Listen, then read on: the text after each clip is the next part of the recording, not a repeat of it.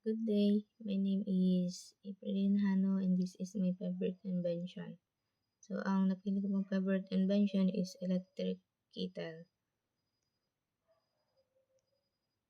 Who invented it and when? The first kettle to use electricity to heat water came from Carpenter Electric Company in Chicago in 1891. So, dito po yung first kettle na nag-use ng electricity pero inabot po siya ng 10 minutes bago makapag-init ng tubig dahil yung heating element niya po is nakabukod. Hindi katulad ng mga electric kettle natin ngayon nakasama na po siya ng tubig. In 1920s, the Swan Company solved the problem by sealing the element in metal cylinder and placing it directly inside the water. So, dito naman po mas mabilis na po yung pag-iinit natin ng tubig and this time, yung mga kettle po is constructed na in metal. Number 3 po, although hindi siya po yung tinuturing na first na nakapag-invent ng electricity, Arthur Leslie Large is credited with inventing electric kettle. His adaptation of the plug-in model effectively rendered the whistling kettle obsolete as the growing electrification of the world made it easier to use the electric version. What problem did it solve? Number 1 is low heating time. Dahil sa electric kettle, na-solve nito ang slow heating time. Hindi na natin kailangan mag-antay ng matagal kagaya po ng pag-iinit natin sa ating mga stove. Safety hazards and constant monitoring. Yung mga traditional na kettles, kailangan pa natin bantayan para maiwasan ng sunog and para po masayang gas. So, electric kettles of this with automatic shut off mechanism. Once na okay na, nag-shut off na po siya ng kanya.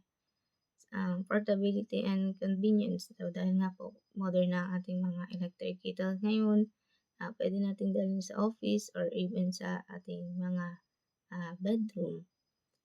For safety risk and open flames.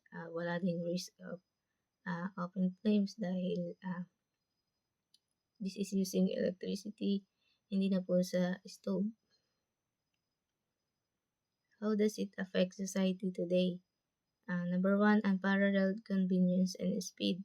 So, yun nga po ang mga electric kettles po natin is mabilis na nakapag-iinit ng tubig. Number 2 is energy efficiency versus wasteful habits. So, ayun po, ang mga masasabi natin mabilis po talaga na nakakapag-init ng tubig ang ating mga electric kettles. Pero sometimes po, ang mga taong gumagamit nito is nakakapaglagay po ng tubig na more than sa kinakailangan nila na nakakapag-waste po ng energy. Number 3, safety and modern features. So, yun nga po dahil modern na ang ating mga electric kettles ngayon, meron na po siyang shut-off mechanism. Maiiwasan na po natin dito yung masunugan po tayo or masayang po yung ating gas. Environmental and health concerns. Dito naman po sa health concerns dahil mostly nga po gawa sa mga plastic ang ating mga electric kettles, nag-a-affect din po ito sa ating katawan. And for the economic impact, so totoo po na natutulungan tayo nito mapabilis ang ating pag-iinit ng tubig pero nakadagdag din po ito sa mga electric bills po natin. So for the conclusion, the electric kettle has made life easier, safer, and more convenient, but its high power nature and potential wasteful usage of water and energy make it an appliance that requires conscious efficient usage of for a truly sustainable impact. So, yun po yung mga reference and thank you.